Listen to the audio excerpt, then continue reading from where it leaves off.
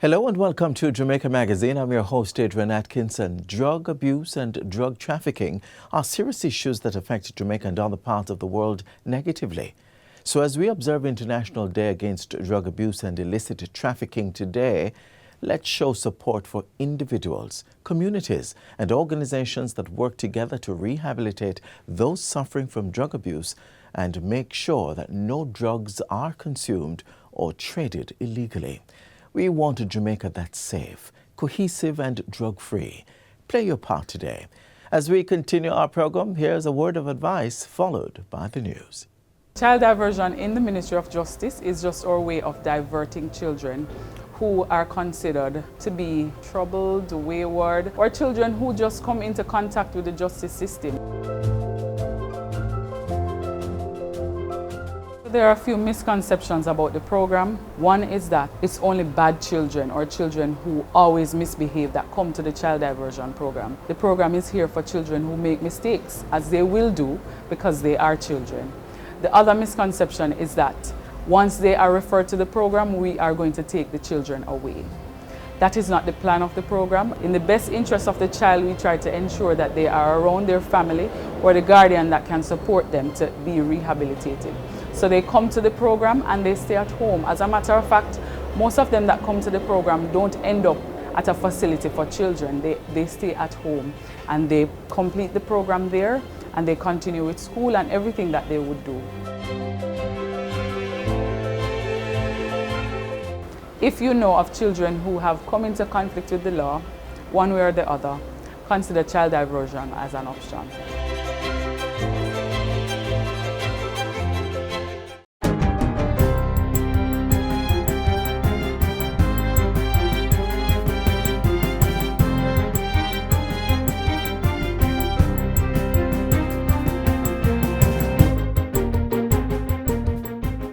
Good day, I'm Stephen McHugh, and this is your JIS News for Monday, June 26, 2023. Approximately 20,000 residents in the Waltham Park, Whitfield Town area of Kingston are benefiting from a recently upgraded water distribution network. The Waltham Park Road Pipeline Replacement Project was completed at a cost of $450 million. During a recent tour of the area, Minister with Responsibility for Water, Matthew Samuda, pointed out that the initiative was part of a larger infrastructure development work to be undertaken in the area.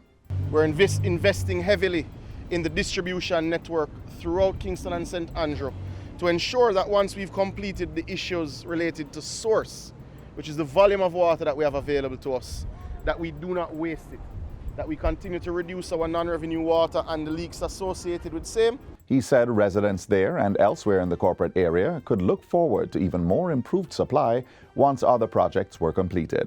We do know we're in drought, so though the new piping is there is regulated supply in the space. This will come to an end when we have completed our project at Content St. Catherine, which is the Rio Cobre water treatment plant. That will bring in some 15.5 million gallons daily into Kingston and St. Andrew. Meanwhile, a $320 million sewerage expansion project in the Mona Heights community is now far advanced and set for completion within 2 weeks. The project areas include Bougainvillea, Spathodia, and Gardenia Avenue and is expected to benefit approximately 1,800 households. The project is part of the NWC's strategic goal to expand its sewerage coverage to 30% by the year 2030. It involves the installation of 2.2 kilometers of 8-inch pipelines and retiring a multitude of small on-site septic sewers to mitigate public health challenges and facilitate planned land development projects. Minister without portfolio in the Ministry of Economic Growth and Job Creation, Matthew Samuda, toured the project area on Thursday and said many more projects of this nature would be undertaken. The way we've developed with backyard pits is not the best way for us, and we are playing catch up in many ways. We are investing at a rapid rate now, but admittedly this investment is decades late. We should have developed with our sewage lines. However, we are deploying capital at a faster rate than ever before from the NWC. Minister of Industry, Investment and Commerce, Senator Aubin Hill, wants to double the next cohort of companies that will participate in JAMPRO's Export Max program. Senator Hill says the numbers could move from the 50 that participated in Cohort 3 to over 100 in Cohort 4. Today I have 50. We want to double it in a year and anybody else over 100, we take them too. Because if we're going to go incrementally, you can't move the needle. You can't move the needle on that negative trade balance we have. Minister Hill was addressing the closing ceremony for JAMPRO's Export Max 3. He said expanding the program offered a fast and efficient route for MSMEs to export sustainably, which was important for Jamaica to achieve economic growth. Jamaica cannot achieve economic growth by selling to ourselves in a country with approximately 3 million people. As Jamaica's business minister, I want everyone to be an exporter of some good or service.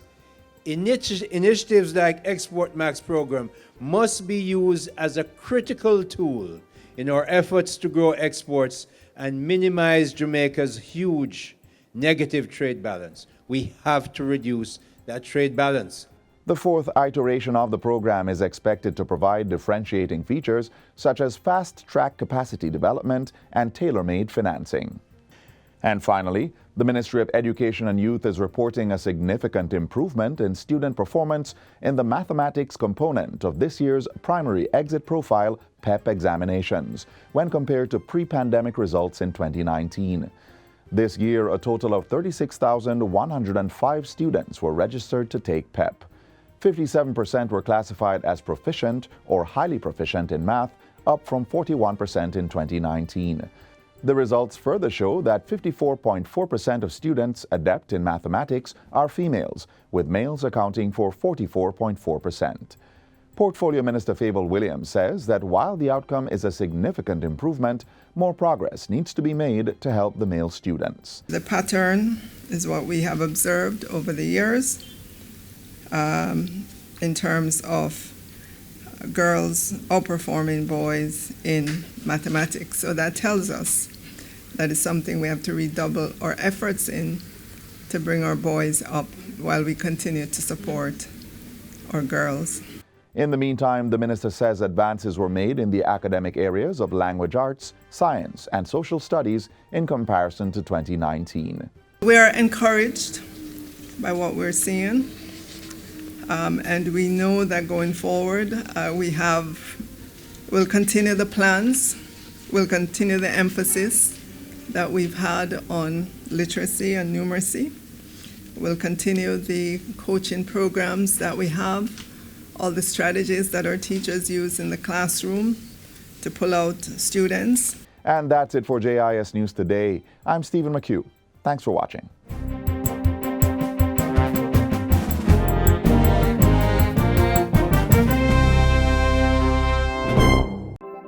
Jamaica Eye can help you protect our citizens. Jamaica Eye will play a part in increasing your public safety. Jamaica Eye is part of an island-wide network of camera surveillance systems designed to increase the safety of you, our citizens. If you have a camera system outside your home or office facing a public space, log on to jamaicaeye.gov.jm today. Jamaica Eye, we're all connected. The Ministry of National Security, creating a safer and prosperous Jamaica. The state is serious about ridding the country of gangs involved in illegal activities, including the illicit drug trade. Find out more about a task force specifically designed to eliminate gang activity.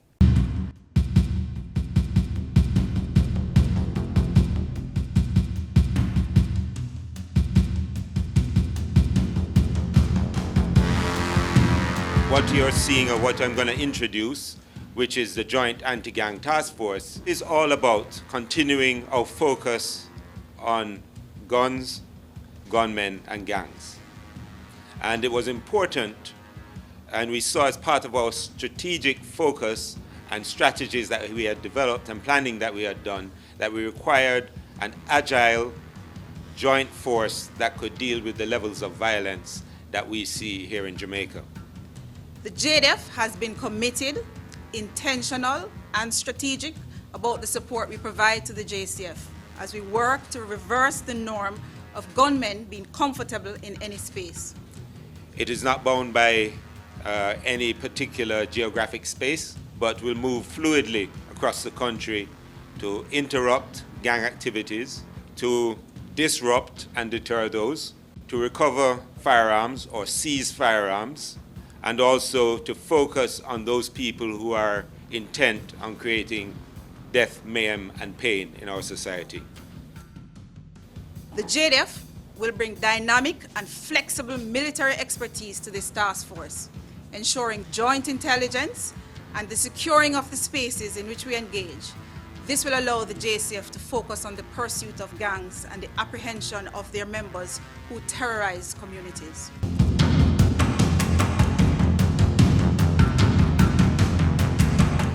Now, the way the Joint Task Force works, none of these were achieved only by themselves. We work with the Lotto Scam Task Force, we work with CTOC, we work with territorial police, i.e. the police in the various divisions and areas. And it gives them, each one of these, far more capacity when they need it to deal with situations that can become or are highly violent.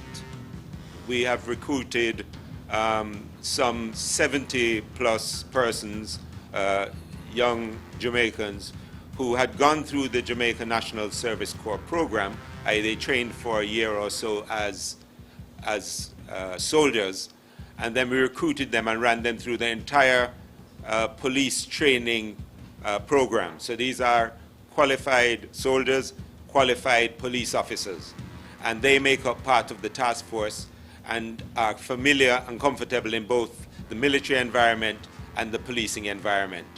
And that's part of creating the synergies to work more effectively as a joint group. Through this joint initiative with the JCF, you can trust that this is our intention to create a safer Jamaica. So we are creating the conditions, and this is part of our ongoing transformation, modernization, and responses to a situation that has plagued us for over 2 decades. And we're determined that we're not going into a 3rd decade with it as it is. And as part of that, we require and would ask for public support and public confidence. I want Jamaica to focus on collaboration that is required to reap tangible results. Please work with this anti-gang task force. We want to protect you. We want to protect Jamaica for a safer and secure future.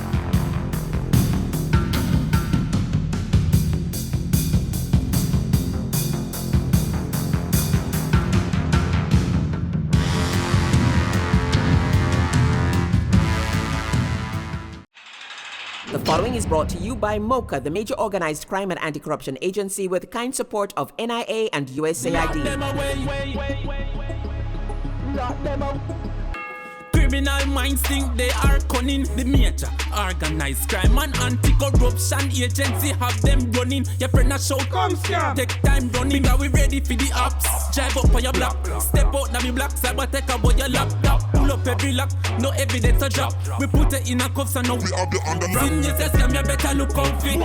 When you move corrupt, better look out fit. They say you get wet, look out fit. Look out fit, look out fit. From you say scam, you better look out fit. When you move corrupt, better look out fit. They say you get wet, look out fit. Look out fit, look out fit. The proceeding was brought to you by Mocha, the major organized crime and anti-corruption agency with the kind support of NIA and USAID. Mocha, Mocha.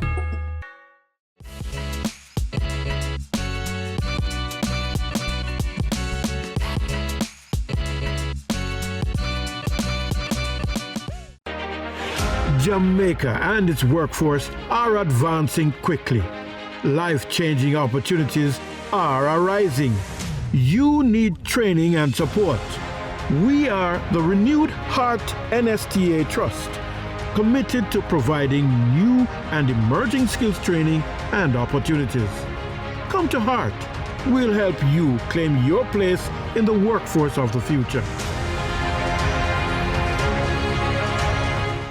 It's summer, and while students will be basking in the carefree days that come with this break from learning, parents will be pondering how upcoming fees, especially for those who will start new schools, will be paid.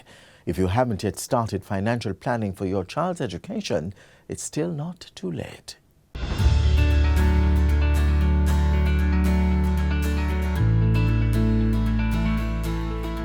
Hello everyone, I'm Xavier Campbell, an educator, financier and entrepreneur.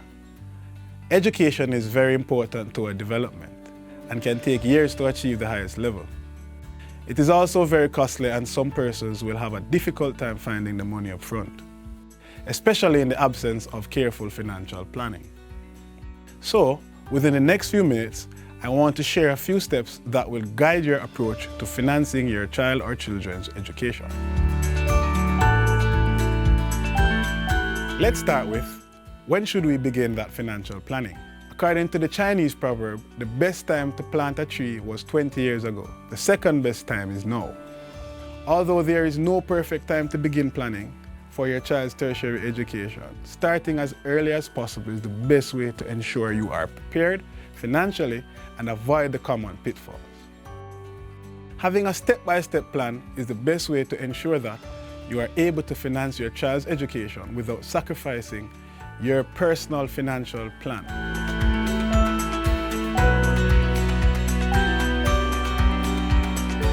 There are several things to consider when planning for your child or children's education. However, most notable among them are parents must identify the future costs of tertiary education and have a clear sum in mind of what their target will be. Then work their way backwards to present and see how best they can earn to realize the future goal. A clear financial plan should be put in place either by the parents themselves or with the help of a professional financial planner. The discipline is what follows the plan to ensure that all financial objectives are being taken care of in terms of allocations and meeting the various timelines set out by the plan. Once all incomes and expenditures remain in accordance to the plan, by the time your child reaches maturity, their tertiary education funding would have been readily available to offset the costs associated.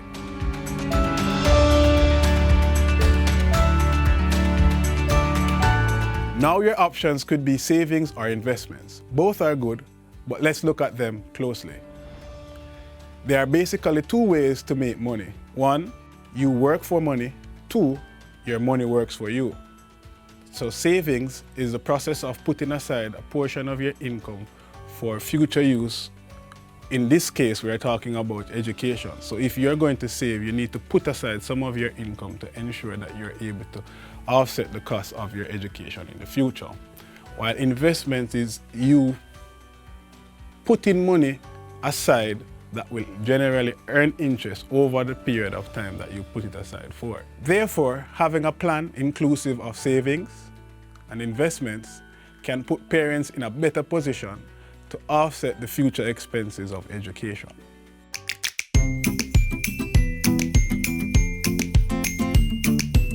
Firstly, if you're not financially literate, I would advise you to seek assistance from a professional financial advisor to ensure you are getting qualified advice that will help you achieve your goal. Here are the 5 steps of planning your child's education. Step 1, set target date. Step 2, find current cost of the education. Step 3, find target amount. Step 4, estimate the returns you can generate. And step 5, calculate the monthly contribution. Here are some additional things to consider. A partner plan is a very good thing. Creating a savings account and/or fixed deposit. Invest in one of the various educational products available from a preferred financial institution. And maintain your discipline while ensuring that the projected amounts are allocated at the appropriate time to achieve your financial goal effectively and efficiently.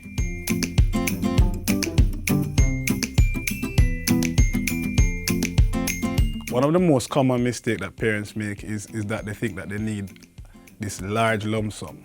But as the Jamaican proverbs go, every make a muckle, so therefore they can start small and then build onwards. Now another mistake that they normally would make is the fact that they think that savings alone would help in terms of offsetting the costs in the future. What I would recommend is for them to use a culmination of both savings and investments in order to achieve their financial goal.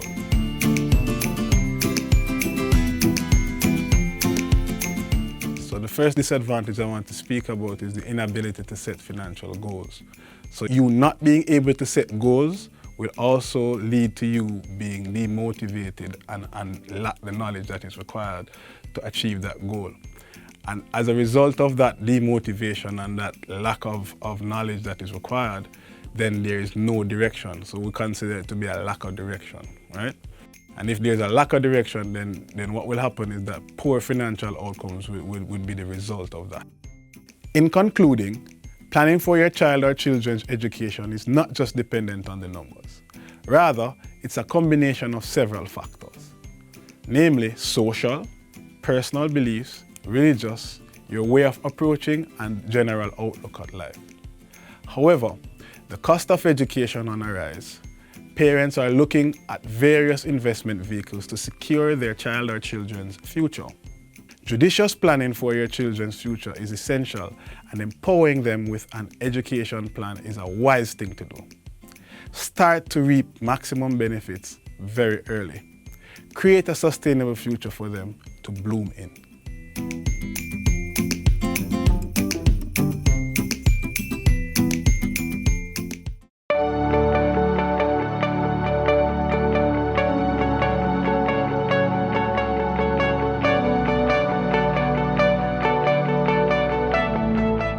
Since the start of the year, I'm pleased to announce that we have seen a 14% reduction in road fatalities and an 8% reduction in fatal crashes. It's too early to celebrate, obviously, but we acknowledge that there is a reduction. It's not a marginal reduction. 14% is a significant reduction. We are 110 days already in the year, but we have seen over 120 deaths. So it's a significant number of lives lost, but we have saved lives, obviously. It is clear that certainly the actions that we took last year and this year with the new implementation of the new Road Traffic Act and other initiatives, including greater enforcement, the Jamaican public is more conscious of using the roadway safely. So the consciousness may have come from an increase in enforcement, but what we really want is a change in behavior. That will take time, we acknowledge.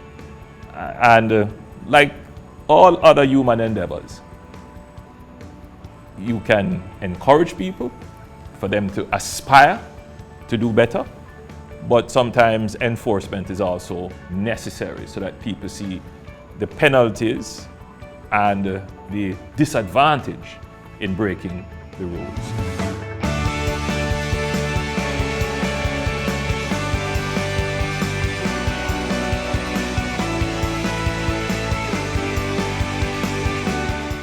You long for those carefree moments that come with the words road trip. But before you can drive off into that reality, you will need the requisite document so as to not put a break in your quest after you're already gassed up.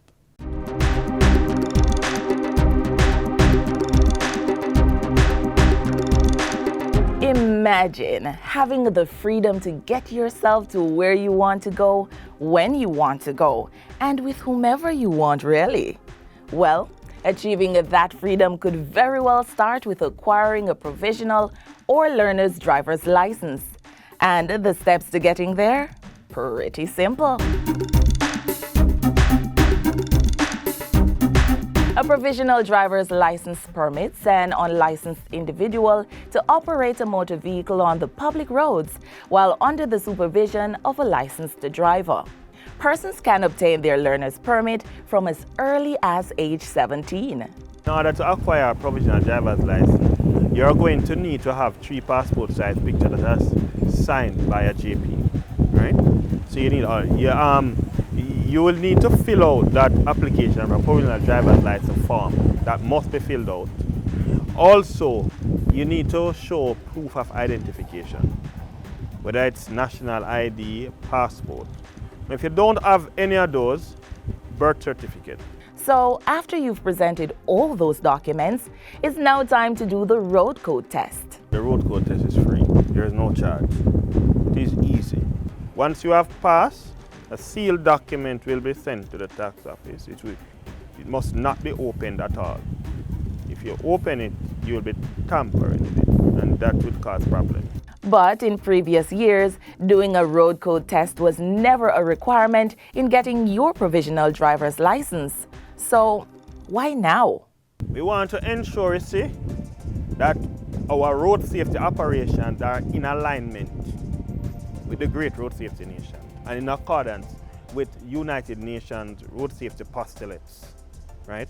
So we have signed on to UN road safety protocols. So we are ensuring that all our operations are in alignment with best practices, and also to ensure that at every step of the way, our population who are learning to drive are empowered. So let's say you've passed your road code test. There's just one more step or stop to be made before you're handed your provisional driver's license. Once you pass the free road code test, then you will head to the tax office and you will pay $1,800 for that provisional driver's license. Now, no fees are to be paid at any examination depot, and then you are on the quest to learn to drive. Now, you must ensure that that vehicle that you are operating, right, have the L both at the front and at the back. And the L must have a white background with a red L. While it's fairly simple, the Island Traffic Authority has put provisions in place for those who may fail the road code test. Remember now, we have a scheduling system, right? So persons are scheduled, and it depends on whether or not space is available. But oftentimes we try to facilitate as best as possible based on the schedule, right? So it's very important for persons to understand that in order to schedule your road code test, you can send an email to dita@mtw.gov.jm or driver's license at mtw.gov.jm, right? Send an email that you want to do your road code test, and with supernatural speed, you will get a response. I assure you, you'll get a response in less than 24 hours.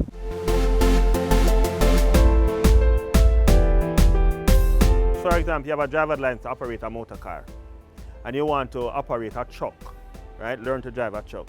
You do not need to come and get a provisional driver's license. Go back to the process again. Since you already have a driver's license to operate a car, what you need to do now, put the L on the truck, the front and the back. So your driver's license now serves as a provisional driver's license, right? So because you'd have already gone through that step already.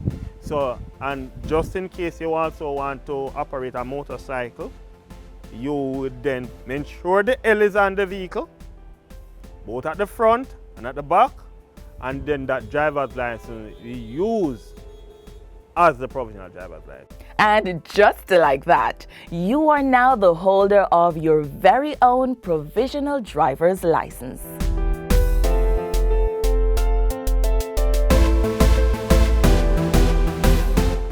Thank you for being with us today on Jamaica Magazine. Do join us again tomorrow for another interesting journey. Of course, you can visit our website, jis.gov.jm, for more news you can use. On behalf of the entire team, I'm Adrian Atkinson. Thank you so much for watching.